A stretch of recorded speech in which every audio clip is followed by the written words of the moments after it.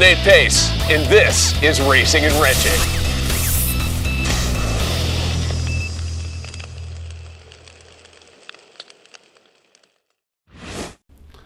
Hello everyone, welcome back to another episode of Racing and Wrenching. I'm your host, Nate Pace, and in this next series of videos, we're going to be talking to team owners, drivers, and all sorts of people from across the world of professional racing and amateur racing alike. Everyone has a different story to tell, but it all comes back to the fundamentals. You gotta have passion, you gotta have dedication, you gotta get yourself out there and be seen. So to kick off this video series, I can't think of anyone better to share their story than Anthony Lazzaro. You've been in motorsports for quite some time and have quite a history with it. You want to tell us a little bit about it? Yeah, well, when you say I've been in it for a long time and a little history, it's because I'm old. No.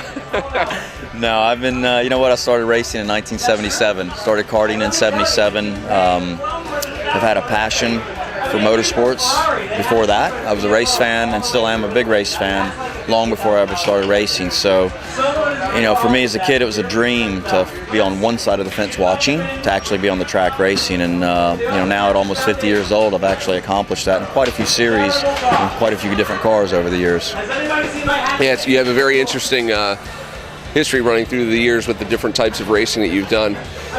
Not everybody's able to make the transition, though, going from enjoying their passion as a hobby to turning it into an actual career.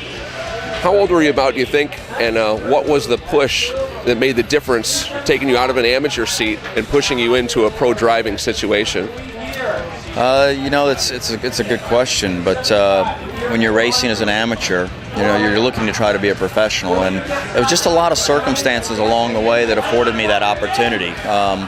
Certainly I was doing a lot of karting. I raced karts 15 years and I was winning championships. It took me a long time to actually get sponsorship in karting to where I could go and run a full season. I mean, I always say that I was in karting 10 years before I ever ran a full season of karting. When I did, I won the national championship. And that just afforded more and more opportunities. I mean, what comes to mind is right out of high school, I was a mechanic. I worked on BMWs for 12 years, and that gave me the money to actually race karts at a higher level and get the recognition and sponsorship to go win championships there. So number one, you know, you need to be winning.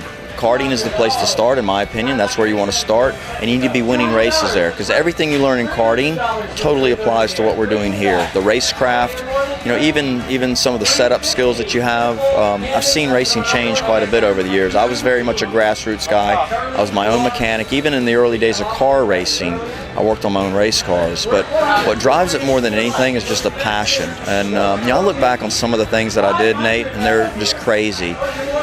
The all-nighters that I pulled, you know, driving across country. When I say cross country, I'm talking about from Atlanta to Long Beach, California, you know, things like that.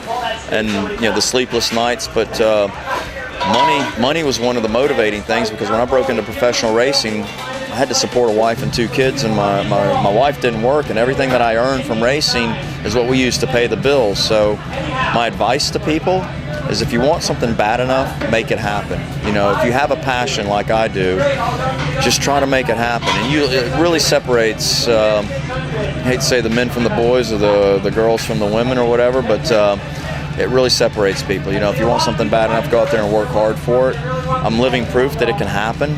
It wasn't from a financial background, and you know, I'll be 50 this year, and I'm very lucky to still be in this. Excellent. Thank you very much, Anthony. I appreciate your time. You hear that, guys? Just keep at it. Keep the passion alive, and you could be right here as well. Wow, right? I mean, just wow. Passion, dedication, commitment, whatever you want to call it, it all ends up with the same result. This guy drove to the track, slept in his car there, was his own mechanic, did all this stuff all on his own, whatever it took to be able to get out there and race and compete and get himself seen and get in front of the right people, the ones that make the choices, the ones that pull you in and give you a spot, give you a seat to drive in, right? So there's one story on what it takes. Come and join us again here for our next episode. We'll have that up soon. I'll pop a link down below to get you there once it's live. Thanks for joining us here on Racing and Wrenching.